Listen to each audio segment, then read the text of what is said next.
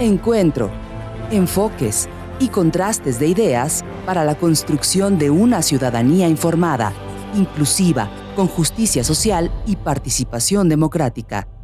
En voz alta. Muy buenas noches, ¿cómo están? Estimada audiencia, les agradecemos a favor de su atención. Como otro miércoles más, estamos en su programa En Voz Alta. Recuerde que este es un espacio de reflexión donde abordamos diferentes tópicos de interés para la sociedad queretana, para el país y desde luego de interés para usted, que le hace entender un poco más qué está pasando en nuestra sociedad.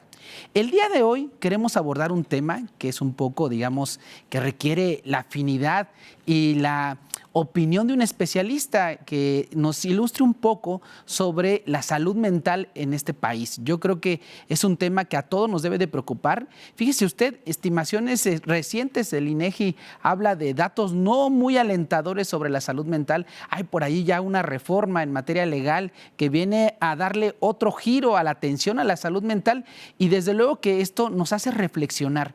¿Qué tanto estamos haciendo como sociedad para preservar la salud mental? Que en términos de la ley de salud la definen como, digamos, el bienestar de una persona que experimenta para poder desarrollar todas sus potencialidades cognitivas, afectivas y conductuales, lo cual le permite desarrollar una convivencia sana, un trabajo y desde luego un espacio para la recreación, es decir, el bienestar individual de los individuos, valga la redundancia. En este sentido, creo que es importante que tengamos claridad de cómo vamos en este tema como sociedad, derivado de algunas cosas. Usted seguramente ve a través de los medios de comunicación, en las redes sociales, constantes noticias que pretenden, digamos, que nos muestran escenarios poco favorables a la salud mental en este país. Y para ello quiero presentar a nuestros invitados esta noche. Desde luego, como cada miércoles nos acompaña María. ¿Cómo estás, María? Muy buenas noches. Muy buenas noches. Nos acompaña Carlos. Muy buenas noches, Carlos. Y de manera especial queremos agradecer la presencia de la licenciada Teresa Borbolla Olivares. Sí. Ella es directora del Instituto para Prevenir Conductas de Riesgo en el municipio de Querétaro. Así es. Bienvenida a su espacio. Muchas gracias. Y agradecerle desde luego. Y vamos empezando con una situación de, digamos, desde la especialidad que usted tiene y desde luego de la responsabilidad tan enorme que tiene el municipio de Querétaro. ¿Cómo estamos en Querétaro? ¿Cómo se ve desde esta instancia donde usted trabaja la salud mental en el municipio? Aboquémonos ahorita en la parte local. ¿Cómo vamos? ¿Hay algunos datos que le permitan al municipio tener un foco amarillo, rojo en temas de salud mental en el municipio? Pues mira, antes que nada, decirles que el tema de salud mental se atiende desde 3 niveles. El nivel primario, que es el tema de prevención y atención antes de que suceda o antes de que se detecte un tema de padecimiento mental. Intervenciones secundarias, que es cuando ya vas a un especialista y recibes una atención especializada, y los terciarios, que ya hablaríamos de todo un tratamiento y de toda una dinámica que se da con estos especialistas en espacios recomendados. Entonces, el municipio tiene ahorita una salida muy favorable en estos 3 años. Vamos en un tema de avanzada con la política federal en temas de salud mental, porque estamos haciendo toda una estrategia donde se fusiona salud mental y adicciones. En algún momento salud mental era un tema y adicciones era otro, y a final de cuentas las adicciones es un padecimiento mental. O sea, estos consumidores con dependencia crónica a sustancias son enfermos mentales. Entonces, la estrategia federal se acaba de lanzar ahorita, se va a fusionar salud mental y adicciones, y el municipio tiene 3 años trabajándolo desde el tema de la prevención.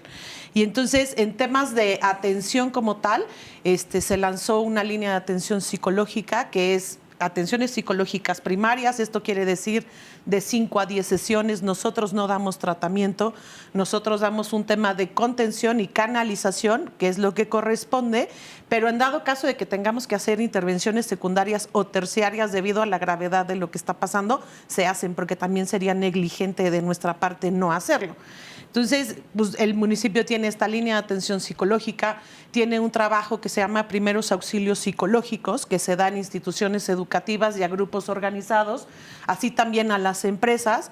Y estos primeros auxilios psicológicos, que creo que es la parte más fuerte de la prevención, es trabajar con los menores en identificación y manejo de emociones, que es súper importante saber qué sientes, cómo lo sientes, quién te hace sentir y qué es lo que te hace sentir, poderle poner nombre y poderlo demostrar de manera correcta, ¿no? O sea, si hacemos en temas, por ejemplo, de abuso sexual infantil, el que el niño reconozca cómo se sintió, qué le hizo sentir y quién lo está haciendo, y que tenga la capacidad y la habilidad de denunciar lo que está pasando, eso es identificación y manejo de emociones. En este mismo hacemos protocolos de actuación y capacitamos a los padres de familia y a los docentes en cómo actuar ante una crisis. Muchas veces las mamás, al ser temas nuevos o ser temas tabú, se quedan paralizadas o de miedo de qué es lo que va a pasar, ¿no? Entonces la idea es que dotar de herramientas al primer respondiente, que es la primer red de contención, en qué es lo que sí se puede hacer, ¿no? Entonces esa sería como la segunda parte. Y la tercera es que tenemos un tema muy estigmatizado con las personas que viven en situación de calle, donde en el imaginario colectivo pues todos son enfermos mentales, todos son esquizofrénicos, y pues la verdad es que en estos 3 años de administración nos hemos dado cuenta de que son muy pocos los que tienen padecimientos mentales graves de manera orgánica. Esto quiere decir que ya están con ellos, ¿no? Tenemos padecimientos duales o comorbilidades en los padecimientos. Esto quiere decir que es un consumidor de sustancias duras y que genera un padecimiento mental secundario como esquizofrenia, ¿no? Que la mayoría va en ese sentido. Y pues la verdad es que el tema de la prevención nos toca a todos, ¿no? Entonces, en ese sentido, el municipio tiene al día de hoy 5,000 llamadas en la línea de atención psicológica. Las tenemos semaforizadas por nivel de riesgo.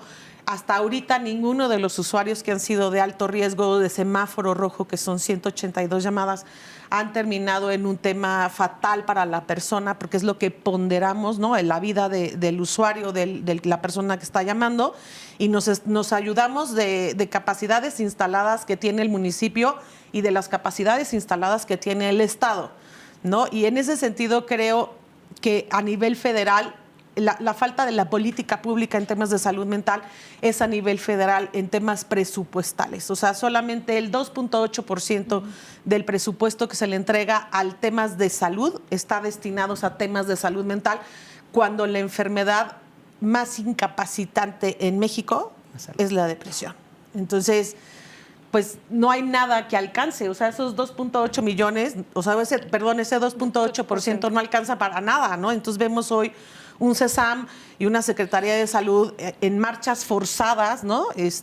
Haciendo lo que puede, pero pues con un recorte presupuestal impresionante.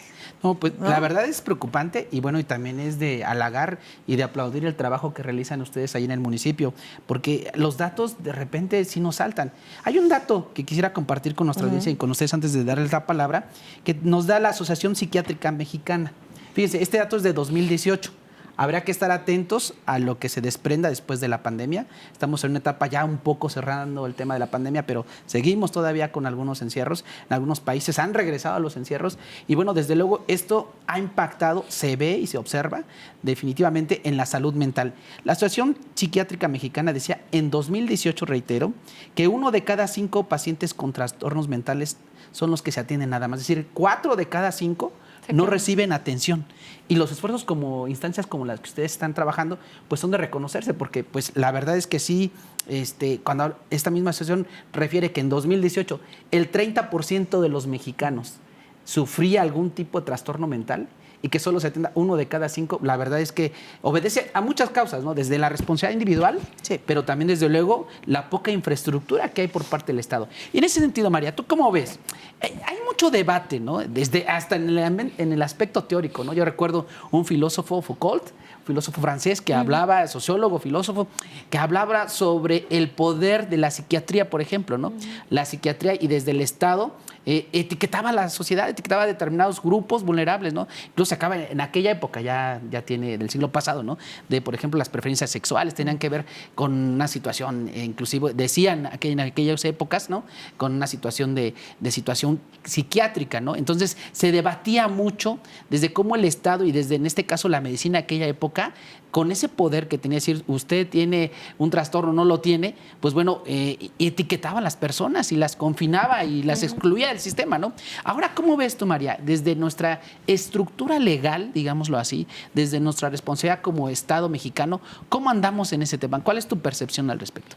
Mira, yo creo que es un tema en el que socialmente tenemos que romper paradigmas, estigmas, tabús. O sea, creemos que tener una enfermedad mental está ligada a las personas en situación de calle. O sea, tú te refieres coloquialmente decir un loco, una loca, un loquito, una loquita, y te imaginas visualmente a lo mejor una persona en situación de calle. Cuando no lo hizo es. Cuando a lo mejor, y ahorita lo decía Tere, ¿no? Y yo creo que lo primero que tenemos que es romper esas barreras. Corrígeme si estoy equivocada, Tere, pero la Organización Mundial de la Salud hizo como un cálculo, dependiendo del porcentaje o del nivel de población, cuántas personas tienden o probablemente tengan alguna enfermedad mental. Y en el caso de Querétaro, si pensamos que somos 2 millones de personas las que vivimos aquí, en todo el estado, alrededor de 700,000 personas padecemos o padecen una enfermedad mental. Y yo creo que es un número impresionante si lo pones en una escala, o sea, si lo pones en esa magnitud. Y entonces ahí es donde voy a responder un poco tu pregunta, Arturo. Es decir, bueno, para dimensionar el tema y la importancia o el problema de salud pública que tenemos, y para atenderlo tendría que tener esa misma proporcionalidad, ¿no? Es decir, ok, si tienes de tu población, un universo de alrededor de 700,000 personas que van a requerir un servicio de atención de salud mental, pues entonces necesariamente el Estado tiene la obligación de invertir en infraestructura, de actualizarse. Ahorita seguramente Tere va a platicar de las nuevas tendencias o modelos, porque también en estos mismos tabús y creencias sociales de repente pensamos que nos da miedo reconocer que tenemos una enfermedad mental porque vamos a terminar en el loquero. Así se dice, ¿no? O así te lo decían las abuelitas o los abuelitos. O sea, y no, yo creo que pasar por un tratamiento no necesariamente tiene que ser de internamiento, habrá que entrar a esa discusión, pero al final yo creo que es un tema del que poco se habla. Qué bueno que lo estemos hablando en el programa, y que la primera barrera que desde mi punto de vista tenemos que romper no es solo la estructural, no es solo la formal desde el ámbito de la reforma o del marco jurídico, no es solamente la presupuestal, sino es la social. Muy bien. Pues sí, y precisamente, Carlos, hay un pendiente también en las plataformas político-electorales. Al respecto, hay otro dato que por ahí mencionaba la UNAM, que en términos de atención psiquiátrica, solo contamos con 4,500 psiquiatras en todo el país. Y entonces dices, hay un déficit. Ahorita que está en boga el déficit de los médicos, y también yo creo que tendríamos que atender el déficit de la cuestión psiquiátrica. Y en ese sentido, Carlos, ¿tú cómo ves? ¿Por qué los políticos no le entran a comprometerse? Digo, yo sé que la cobija es la misma y que son varios temas, pero yo creo que este es un tema toral que generalmente se le da poca importancia, pero porque pareciera ser, como lo mencionamos antes de entrar a la grabación, la responsabilidad a veces recae más en el individuo, ¿no? Porque es más fácil para los políticos y las autoridades decir, es responsabilidad si tienes un familiar, es responsabilidad de la familia, del mismo individuo, no atenderse. ¿Cómo ves, Carlos? Sí, que lo que tú dices que iba a pasar, o que se prevía que iba a pasar, ya pasó. Tú analizas el Plan Nacional de Desarrollo y la realidad es que el apartado sobre la salud mental es raquítico. Y tú dices, bueno, pues en el del Estado seguramente algo va a pasar y se va a corregir. No, se menciona una vez en el del Estado, en el Plan Estatal de Desarrollo. Hablando del tema de política pública, más allá de que aquí podamos debatir si es necesario o no, es cómo lo está viendo el ala gobernante o la clase gobernante en el Estado, los partidos que se reflejan finalmente en los programas de gobierno. Y en el caso del municipio se menciona en zona una línea de acción. O sea, de los 3 principales planes que deberían de regir este tema, pues en los 3 se menciona por lo menos en los 2 locales una vez y a nivel nacional un par de ocasiones. Eso explicaría pues la debilidad financiera de la salud mental en nuestro país. Porque, decía Arturo Maximiliano hace algunos días, ¿no? Si todo es prioridad, pues nada es prioridad. ¿Sí? Ya no hablamos de que la salud mental pudiera ser una prioridad, sino que fuera algo relativamente importante a lo que se le destinara recursos. En una primera etapa, en una segunda, ya tenemos el dinero. Ahora, ¿cómo lo gastamos? Y dice que aquí hay algo que es muy curioso en términos de política pública. Todo el mundo, parecería ser que lo psiquiátrico está en el sector salud, ¿sí? Y lo psicológico En la educación. está en lo social. Pero aparte de que está en lo social, Tere, está regado en todos lados. Está cindido, está Sí, separado. está separado. O sea, dan atención psicológica el Instituto para Prevenir Conductas de Riesgo, el Instituto de las Mujeres, el Instituto de los Jóvenes, los sistemas municipales DIF, el Instituto del Estado. La Secretaría de la Juventud del Estado en el sexenio pasado tenía una plataforma de atención psicológica para atención de COVID, radicada en el Instituto de los Jóvenes. Entonces, y si nos vamos a San Juan del Río, hay psicólogos aquí y hay otros psicólogos allá. Y entonces la realidad es que el poquito dinero que hay para el área social, que yo consideraría, a lo mejor sería interesante conocer su opinión, yo creo que tanto lo psicológico como lo psiquiátrico tenderían más, si tuviéramos que tomar una decisión de política pública, estar dentro del sector salud. Debatible, ¿no? Sí, no, estoy de acuerdo. El tema es que en temas de injerencia municipal no hay un tema de salud como tal, o sea, no hay un apartado, no hay una secretaría como tal de la Secretaría de Salud del municipio de Querétaro, sino que está escindido precisamente porque al que le toca por temas de competencia atender la salud es al Estado, no al municipio, porque nos tocan las primarias, que era lo que yo les comentaba hace un rato. Y digo, sí, evidentemente el tema social es donde recae al 100% el tema de salud mental, ¿no? En los municipios que tenemos, porque aparte esa es otra, ¿no? No o sea, el municipio de instancias, ¿no? Querétaro concentra el 62% de la población a nivel estatal y tiene un instituto específico para atender conductas de riesgo que involucra el tema de adicciones, el tema de salud mental, ¿no? Entonces, coincido al 100%. Y hay esfuerzos que se han estado haciendo, ¿no? Y que nos están dando como resultado esto, ¿no? Visibilizar algo que, como dice María, es un tema tabú, es un tema que socialmente no es aceptable, que hasta la misma familia, que eso es lo que pasa, por ejemplo, con los asilares. O sea, ¿qué haces con un esquizofrénico que no está bien medicado? Porque no hay medicinas que alcancen para atender a un esquizofrénico, ¿no? Pero voy a poner un ejemplo que es, por ejemplo, muy claro ahorita en una tendencia europea, ¿no? De izquierda, por ejemplo, en España. Tengo yo y voy a poner un ejemplo, ¿no? Sí. Una mujer que va al doctor y le dice que requiere ansiolíticos. ¿Por qué padece ansiedad? Si yo soy un gobierno que cree que esa persona tiene ciertas características internas que le están rompiendo su estado de bienestar y que está enferma, pues yo le doy una pastilla. Sí. Le doy un ansiolítico, le doy un botecito que debe costar 150 pesos aquí en México. Véngase por su frasquito y yo, Estado, ya hice lo que me tocaba. Lo que le toca. Medicalizar el sufrimiento. Sí. O sea, la mujer sufre. O la visión que podría ser la de izquierda. ¿Por qué sufre? Pues por dos razones fundamentales. Porque tiene un trabajo en el cual no es valorizada. ¿Sí? Porque gana menos que el varón y porque llega a la casa y tiene un trabajo en casa que está totalmente desequilibrado. Y entonces, si el Estado asume esa función, entonces tendría que recurrir a las bases mismas del feminismo y del cambio social. Exacto.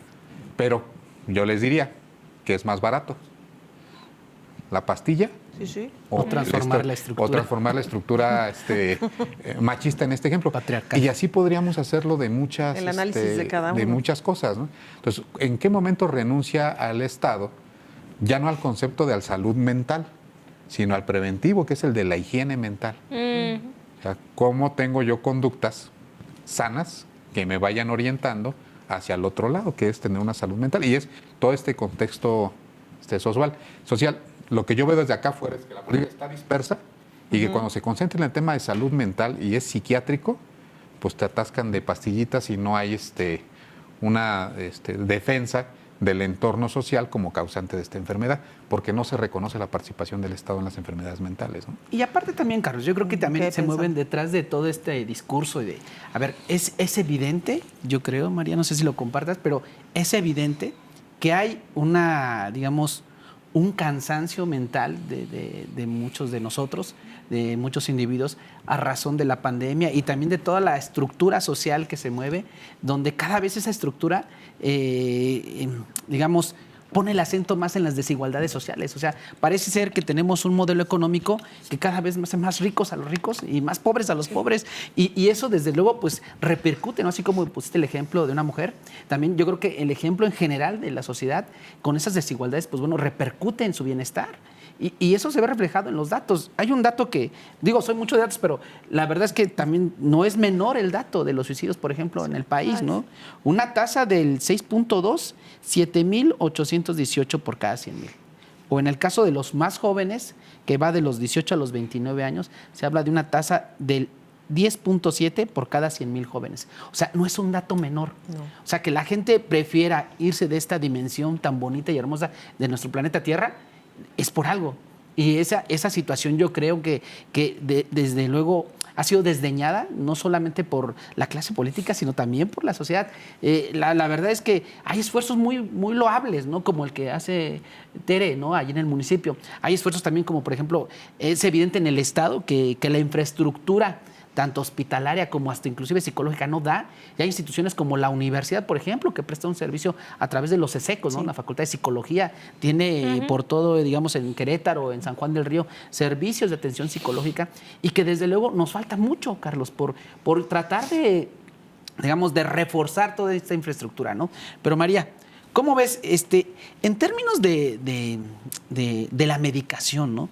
A partir de este estigma que se genera entre, sobre todo ahora los más jóvenes que tienden a la depresión mucho más, con mayor facilidad, este estigma de querer solucionar todo con pastillas, ¿qué hacer para regular esta parte de las farmacéuticas? Porque hay intereses económicos muy fuertes también, detrás de las drogas legalizadas que son los farmacológicos, pues yo creo que hay que entrarle, ¿no? Por la parte legislativa. ¿Tú cómo serías esta parte? Mira, yo creo que hay un tema que no hemos tocado que tiene que ver con la educación en materia de salud mental. ¿A qué me refiero? Yo no sé si en realidad tenemos más casos o menos casos o es igual, por ejemplo, particularmente depresión, que es lo que el ejemplo que ponías. Pero a lo mejor hoy nos damos cuenta con más facilidad, ¿no? Porque lo vemos, porque lo escuchamos, porque está en la conversación cotidiana hasta y en las redes sociales, ¿no? Y en las redes sociales. Pero la realidad es que yo creo que tendríamos que analizar el que como parte de lo que las niñas y los niños aprenden en la escuela es aprender a reconocer su estado de ánimo, sus emociones, detectar, o sea, creo que este tema de los primeros auxilios psicológicos, este proceso de poderte detectar si estás teniendo síntomas de una depresión, de ansiedad, al final hoy por hoy a nosotros nos sigue costando mucho detectarlo, ¿no? O sea, llegas ya a un punto en el que a lo mejor si lo hubieras detectado y tratado a tiempo, las consecuencias no serían las que hoy estamos viviendo como sociedad. Entonces, yo creo que uno de los temas importantes donde hay que poner el dedo en el renglón es en el tema educativo, o sea, es en cómo nos atrevemos como sociedad a romper este tabú, a hablar del tema y hablarlo desde las instituciones educativas para que las niñas y los niños crezcan conociéndose, sabiendo cómo detectar estas conductas de riesgo psicológicas precisamente, qué se las provoca, cómo. Yo creo que esa parte es fundamental. Y mucho de esto, yo sé que me has preguntado 2 veces sobre el tema legislativo, pero es que mucho de esto no creo que necesariamente pase por un tema legislativo. Este es un tema donde primeramente tenemos que hacer conciencia social del tema, ¿no? Es decir, es un tema importante y como es un tema importante desde las diferentes esferas, tanto y creo yo que tiene más que ver, más allá del tema legislativo, que sí hay esfuerzos que se pueden hacer con un tema ejecutivo, meramente ejecutivo, ¿no? O sea, porque quienes definen los planes académicos, pues es el Poder Ejecutivo, quienes al final de cuentas van a invertir en infraestructura para la atención, va a ser el Poder Ejecutivo. Entonces, los esfuerzos que desde el Poder Legislativo se pueden hacer no los hago menos, pero creo que a veces nos pasa en México que tenemos el camino trazado por las leyes y no tiene o tiene una absoluta discordancia con el tema de implementación.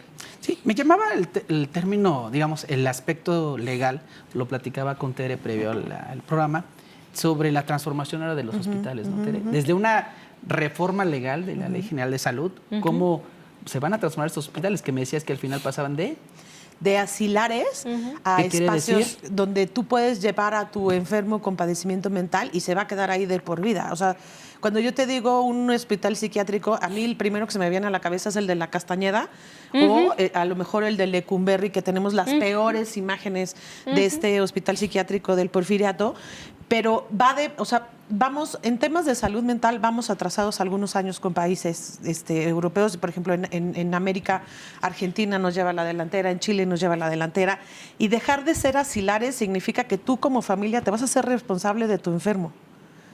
Y entonces la capacidad también recae en cómo como Estado te genero todas las herramientas para que tengas a tu enfermo. O sea, este tema de los internamientos involuntarios, donde en algún momento como familia o como tutor del enfermo, o sea, como responsable, me voy al caso de las adicciones, por ejemplo. No, pues ya me tiene cansada mi borrachito, lo voy a llevar a un centro de rehabilitación y como esposa autorizo que lo tengas dentro. Siempre ha sido ilegal porque es privación ilegal de la libertad, ¿no? Pero ahorita está peor porque como yo no puedo firmar la responsiva ante tu conciencia. Entonces, todo eso está penado. Y la idea es que estos espacios sean de puertas abiertas, que la atención de los temas psiquiátricos sean dentro de los hospitales generales y va súper enfocada al tema que les platicaba de la comunidad. O sea, trabajar en temas de salud mental comunitaria es lo que va a tener que ponderar el Estado. El municipio ya lo está haciendo, tiene 3 años haciéndolo, el Estado, la Federación, en que la misma comunidad sea la sanadora, generar capacidades instaladas en la comunidad que sepan a dónde marcar, a quién pedir ayuda, pues vuelve a hablar de un tema de identificación y manejo de emociones, ¿no? Entonces, esa desaparición a todo mundo le ha generado muchísimo ruido. Me brincó, hasta ahorita y que todo me el estás mundo aclarando. ha dicho, no, es que Al van revés a es cerrar, lo que queremos, porque ¿no? aparte de este tema, perdón, es que no me toca, pero durante muchísimos años en Querétaro decir, es que no tenemos un centro de internamiento, ha sido un tema político, rentable electoralmente o no, ¿no? Pero chécate este detalle. Cuando tocamos el tema de la agenda feminista, se hizo una agenda, es un documento que está circulando sobre los principales puntos de la agenda feminista de México. Una iniciativa en el Senado de la República, hablando de solucionar esto con las leyes, dice el nacimiento del Sistema Nacional de Cuidados. Va en contra de esto. Sí, completamente. Claro. Porque ¿qué es lo que dicen? Bueno, el grupo vulnerable adentro de la familia son las mujeres y las mujeres son las que asumen el rol del cuidado ante una falta de salud, ya sea física o mental. Y entonces al quedarse a cuidar al enfermo, pues simplemente no salen y no producen. Entonces, esta reforma planteaba lo contrario, es el Estado asuma la responsabilidad del cuidado de los grupos vulnerables que tradicionalmente se quedan a cargo de las mujeres. Sí. Es decir, los discapacitados, la gente con alimentos, los adultos mayores en general. ¿Qué menciona en el proemio de esta ley o de este sistema, ¿no?, que genera esta ley? Un dato interesante estadístico. Las enfermedades mentales generan la mayor cantidad de tiempo de discapacidad que las enfermedades físicas. O sea, es más probable que en un transcurso de 10 o 15 o 20 años padezcas una enfermedad mental discapacitante por 8 años, por 9 años, Mari, Arturo, Tere, ¿no? Que si finalmente a lo mejor te rompes un pie o inclusive o lo pierdes, pero tienes acceso a una prótesis, tu incapacidad dura menos. Sí, con sus limitantes, desde luego, ¿no? Pero tratando como incapacidad la posibilidad de desarrollar la actividad que normalmente lo hacía. Las enfermedades mentales, ¿no? Y entonces son las que más atan al tema de un cuidado familiar. Entonces, ¿cómo desarrollamos o cómo compaginamos el hecho de que no haya un espacio en donde atender este tema? Si les parece, damos un corte y regresamos con el tema. ¿Les parece bien? Vamos a corte. Continuamos en Voz Alta. Muchísimas gracias. Regresamos con este interesante análisis y debate sobre lo que está pasando en relación, sobre todo ahorita estábamos entrando en discusión con la reforma a la Ley de Salud, que hablaba sobre esta posibilidad de que los hospitales ya no fueran centros de retención, por así llamarlos, y que yo creo que, Tere, nos querías compartir algo. Ahorita que estaba platicando Carlos sobre este nuevo modelo y la contradicción que hay con otras propuestas. Platícanos un poco, aunamos en este tema, Tere. Ok, la idea es que ya no sean asilares, que sean de puertas abiertas, donde al sujeto que tiene un padecimiento mental se le dote de capacidades para que pueda reinsertarse socialmente, ¿no? Estas casas pueden ser llamadas casas de acogida, casas de medio camino, pueden ser unas que se llamaban granjas, que antes eran como mecanismos de tortura, pero ahora están lindos, ¿no? Y entonces la práctica, o sea, hacia dónde va, que les digo porque aparte acabo de estar en la mesa de salud mental con el Estado, con la doctora Martina, con Marbella, la idea es generar estos espacios que son de puertas abiertas para quien lo necesite primariamente, pero la secundaria es para quien no tenga alguien que se pueda hacer responsable en temas de cuidado. Y esto está muy complejo, ¿no? Porque entonces tendríamos que hacer todo un análisis de estados económicos de la persona que lo tiene para ver cuánto puede costear en temas de materia. Les platicaba que nosotros ahorita en el hogar de transición tenemos enfermos con padecimientos mentales que nos hace el CESAM, los revisa y los tiene y son funcionales. O sea, a estas personas si les das un trabajo mecánico lo hacen. Evidentemente no pueden reintegrarse de manera habitual a un trabajo donde tenga, o sea, son muy mecánicos, les pones a hacer algo muy mecánico y lo hacen maravillosamente. Están trabajando en este tema. Hacia dónde va es hacia las personas donde alguien no se puede hacer responsable de sus cuidados y que su padecimiento sea o ponga en riesgo a alguien de su casa. Hacia allá sería como la idea de dónde irían estas casas de acogida o estas casas de medio camino. Y la idea es financiarlas con... Pues sí, con recurso federal, con iniciativa privada. Pero que sean funcionarios públicos quienes los atiendan. O sea, que sea una dependencia de gobierno. En el momento en el que es recurso público, pues son servidores públicos, ¿no? Los que trabajan. Fíjate que ahí traigo un tema. Este tipo de servicios, en mi opinión, sobre todo los servicios que atienden a grupos vulnerables que son de custodia, le vamos a llamar así, como también sucede en el caso de las personas que padecen algún tipo de discapacidad, parecería ser que es más eficiente la iniciativa privada subvencionada con dinero público, que es diferente, ¿no?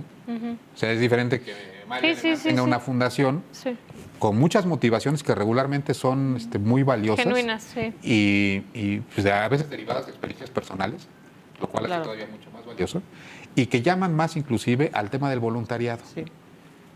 Y entonces un hogar de esta naturaleza puede funcionar con 5 pesos, pero si la haces con servidores públicos, te cuesta 25.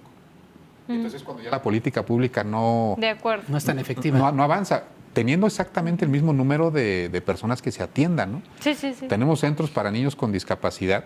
Yo conocí uno de forma personal en donde atendían a mi hija, que funcionaba con 35,000 pesos mensuales, que si hubiera sido público, Mari, ese sería el solo salario del director.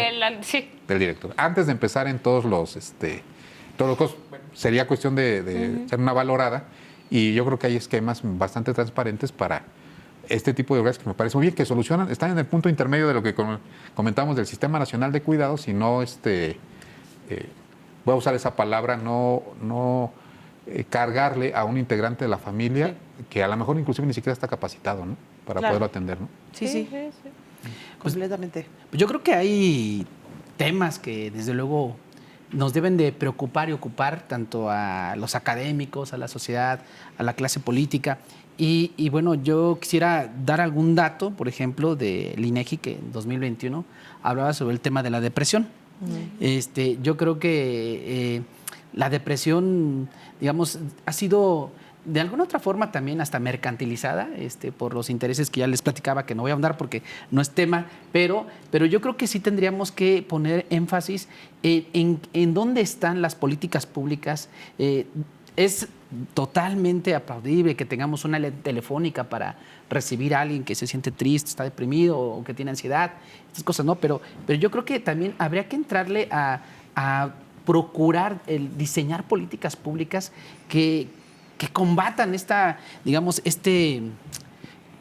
macroestructura social que de alguna otra forma repercute. Datos así a vuelo de pájaro, ¿no? En 2021, el INEGI reportó que la población, digamos, en general en México con síntomas de depresión, asciende más o menos al 15%, que no son pocos. Entonces, es una encuesta que la gente contestó en 2021. La encuesta también dice que la población adulta es la que más se deprime. Cerca del 20% de la población adulta es la que más se deprime según esta encuesta, ¿no? Y el 31% revela que tiene, digamos, síntomas de ansiedad mínima o en algún grado, ¿no? Entonces, son datos que de alguna otra forma nos hacen poner la atención en la depresión. Sí, claro. Entonces, y quisiera entrarle un poquito a la depresión. ¿Qué es la depresión? ¿Cómo podemos identificar cuando alguien está deprimido? Lo que pasa es que yo siempre he estado en contra de que alguien que te diga que es multifactorial, ¿no? O sea, porque no es una sola cosa. Es el conjunto de cosas, o sea, es un estado de ánimo donde a lo mejor no estás satisfecho con lo que tienes, a lo mejor pasas periodos muy prolongados de sentirte triste sin saber por qué. Y justo en ese tema, les iba a comentar que el alcalde, para ver lo del tema de situación de calle, sacamos un diagnóstico biopsicosocial, porque fue en colaboración con el CESAM, la directora del instituto en ese momento, Adriana Buchot, hicimos 293 diagnósticos biopsicosociales. Y entonces decíamos, pues necesitamos cambiar el imaginario colectivo de las personas que viven en situación de calle. El padecimiento mental más recurrente o más persistente se llama distimia. ¿Qué consiste? Es una depresión prolongada, no exacerbada.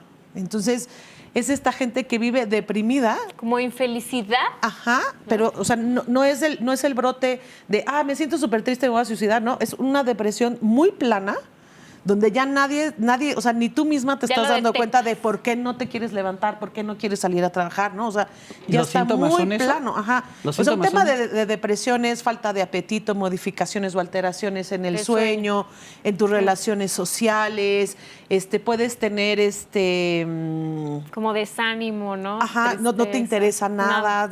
El tema es ¿Cómo lo pones hacia afuera, ¿no? Y que todo el mundo pase y te dice, ya, échale ganas. O sea, si tienes tantas cosas bonitas en tu vida, ¿no?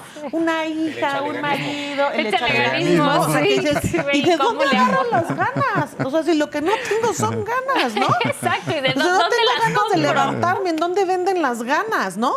Y no es un tema de voluntad, o sea, porque muchos decían, no, pues es que el que quiere se pone empeño, ¿no?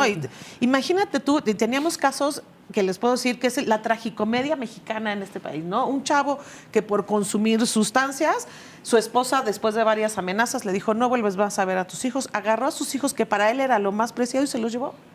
Y de la noche a la mañana hasta dejó de consumir. Pero todo el tiempo estaba triste. Entonces ya no le interesa dónde dormir, no le interesa qué comer, no le interesa nada, porque aparte le dicen, y nunca más los vas a ver, ¿no? Entonces, ¿cómo le haces? ¿Cómo se llama? Distimia. Distimia. ¿Con qué herramientas puedes salir, no? Y platicándolo junto con estos chavos que primero hicimos un vínculo social porque las primeras veces nos querían apuñalar materialmente, o sea, era un tema peligrosísimo en el Atrio de la Cruz. La idea es empezar a generar lazos y vínculos sociales. Por eso les digo que el tema del trabajo comunitario es súper importante. Entonces decía, es que te estaba esperando para platicar contigo. Y decía, ¿qué puedes platicar conmigo que te sea interesante si yo soy un ogro? Aparte tengo genio espantoso. Pero en mi casa, mi abuela Teresa decía, la caridad de oído es mucho más importante que el sacar 5 pesos de la bolsa, porque los 5 pesos no le resuelven. En cambio, si te sientas a escucharlo, ya se desahogó, o sea, ya se sintió escuchado, ya se sintió querido, ya todo. Y muchas veces eso falta. Y después decimos, es que aparte el tema de la depresión le está pegando al grupo más productivo.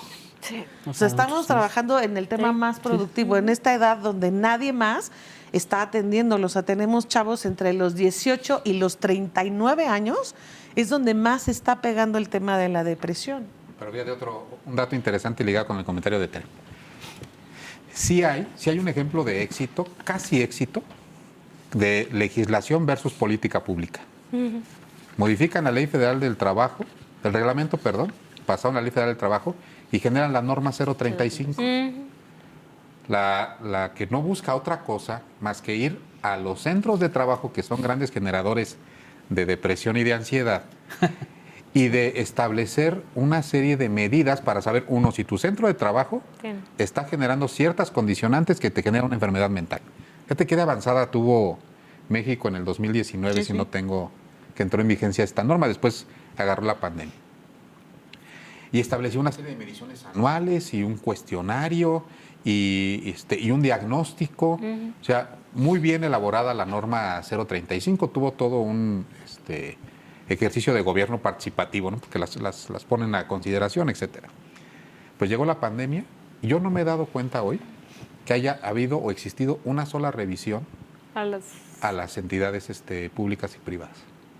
Primero, el Estado, el Estado como gobierno ha estado rehuyendo su responsabilidad de que esta norma sí le aplica. Yo estaba en conferencias donde dicen, no aplica. Pues claro que aplica, porque también son centros de Centros trabajo. de ¿no? trabajo, claro. La mayoría de las entidades públicas no están alineadas con la norma 035 y no se está revisando a las entidades privadas. Entonces, algo que es un esfuerzo de legislación, de política pública, ¿dónde se rompe?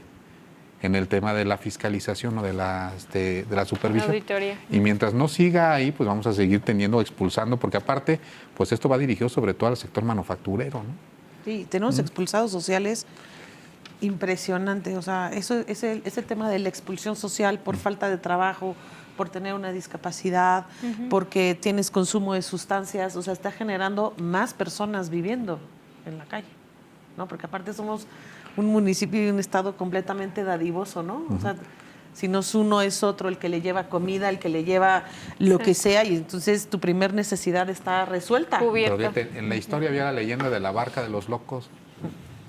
¿Sí? En Europa, cuando agarraban a los locos, no había dónde ponerlos. Ajá. Los ponían en una barca y los mandaban a una isla. ¿Sí? Bueno, aquí en Querétaro y en otros municipios, ¿qué hacía la policía Se lo llevaba al municipal? cimatario, ¿no? Primero los sacaban de colonia. Sí, sí. ¿Sí? Y luego, pues llévate a los otros municipios. Y Limpias si, ya sociales. y si ya estás colindando con otro estado, Entonces, pues vas para otro estado. Y parecería que los van poniendo en una barca y sacándolos primero de sus casas y luego de sus comunidades, ¿no? Sí. Tere, la audiencia que nos está escuchando, y digo, esperemos que les sea de utilidad la información que aquí está vertiendo, ¿qué tiene que hacer alguien que empieza a detectar algún tipo? Primero, ¿cuáles son las conductas de riesgo? ¿Y qué tendría que hacer alguien? Yo detecto una conducta de riesgo, ¿cuáles serían? ¿Y qué tendría que hacer? O sea, canalizarlo a alguna institución, llamar por teléfono al instituto. ¿Cómo podríamos darle más o menos una orientación a nuestros televidentes en términos de si detectan algún vecino que de repente de la nada ya empieza a tener actitudes un poco incoherentes? O sea, ¿qué es una conducta de riesgo y cómo podremos empezar a canalizar ese tipo de conductas? Pues mira, una conducta de riesgo es todo aquello que ponga en vulnerabilidad tu estabilidad psicológica, emocional, física, ¿no? Y aquí el tema es que sí es un trabajo completamente individual. A lo mejor lo que podemos hacer como padres o tutores es estar súper al pendiente, que de repente eso es lo que nos hace mucha falta. O sea, esta dinámica social de voy, trabajo, vengo y tengo 3 minutos, ¿no? Para ver a mis hijos, ni modo que los regañe, ¿no? Esta dinámica social es la que nos empuja a hacer detecciones tempranas en cualquier modificación de la conducta, en si bajo su tema de rendimiento, ya sea académico o laboral, si ha cambiado de amistades, ese es un síntoma, ese es un foco rojo de siempre ha tenido las mismas amigas y de repente bajó en la escuela y de repente se cambió de amigas de un día para otro, pues eso es un semáforo rojo a final de cuentas. No todos los adolescentes, porque luego las les mamás... llaman red flag. Ajá, y luego las mamás empiezan como a psicotizar. Es que ya se encerró y es que... No, señor, está adolescente, quiere su espacio, ¿no? O sea, necesitamos tener como una línea base, como amigos o como cercanos a alguien, siempre estar alerta. O sea, todo el mundo dice, el que se suicida no dice ni amenaza, claro. Va dejando señales de que algo está pasando, ¿no? Que necesitamos atender y que estamos obligados a estar al pendiente del tema emocional.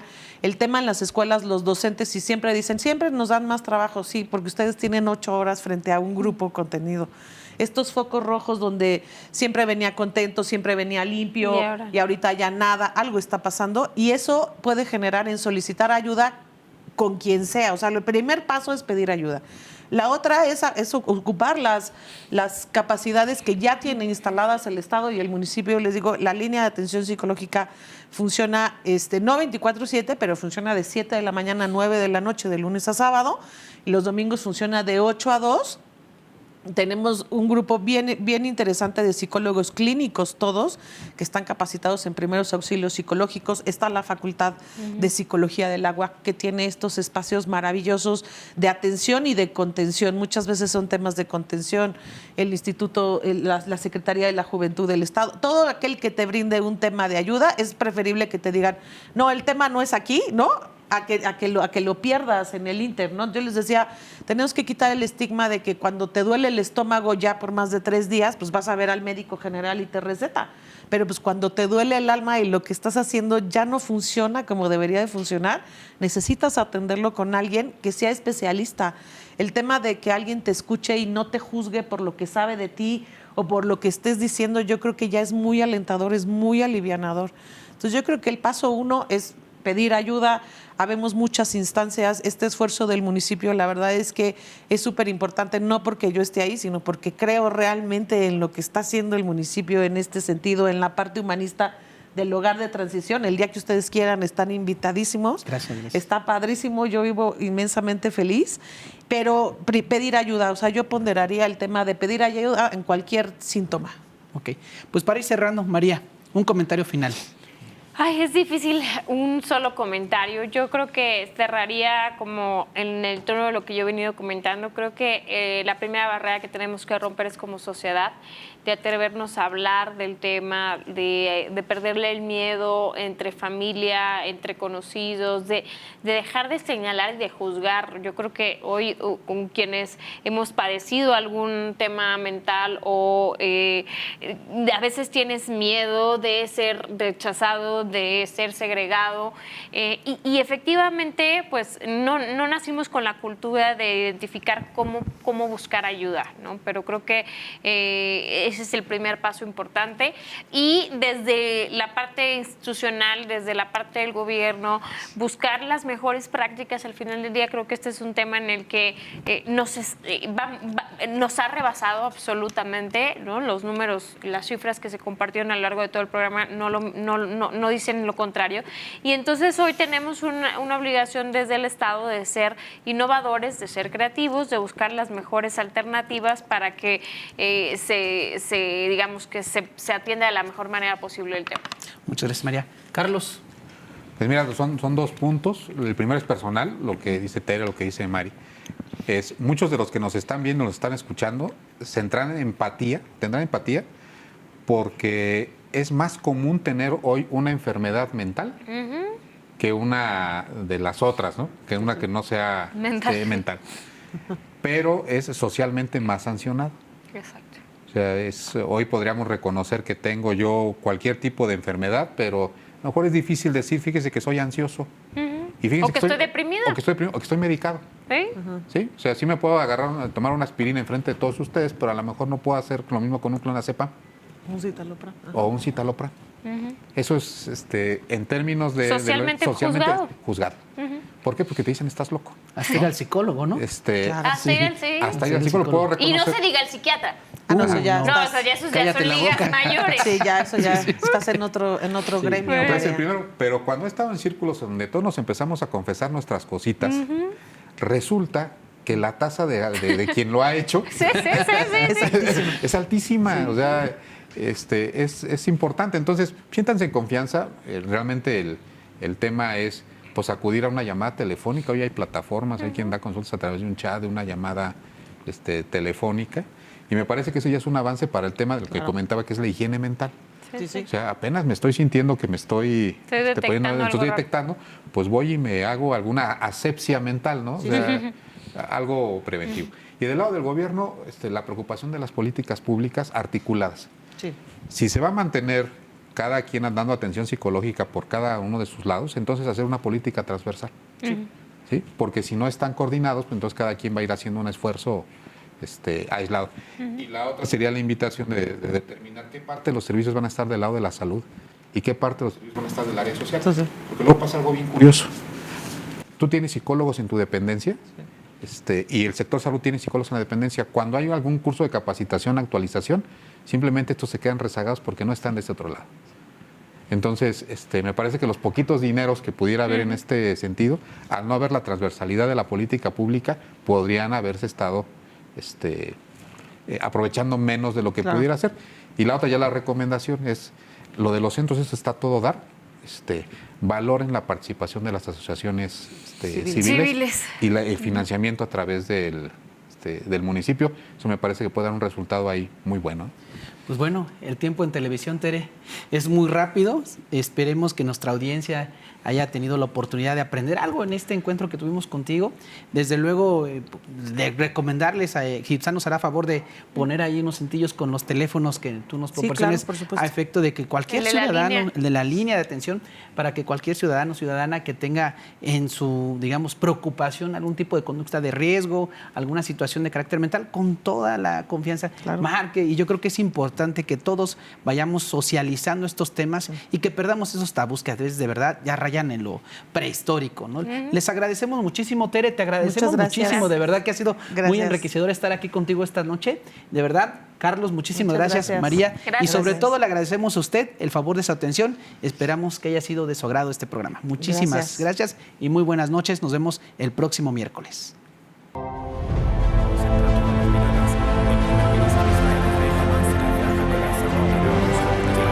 Gracias por acompañarnos en esta emisión. Esto fue En Voz Alta.